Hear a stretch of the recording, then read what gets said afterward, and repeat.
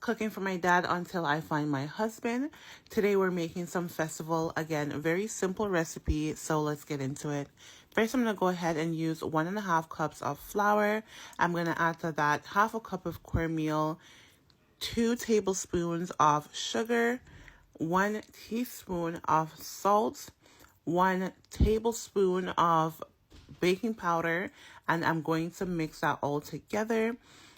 I also like to add cold butter to my batter because I feel like it makes the festival a lot flakier, and I would prefer to knead it with milk, but I don't have milk, so the water will have to do. Then I'm going to head and knead the dough until it looks like this, and I'm going to let it sit for 10 minutes before I start making my festival.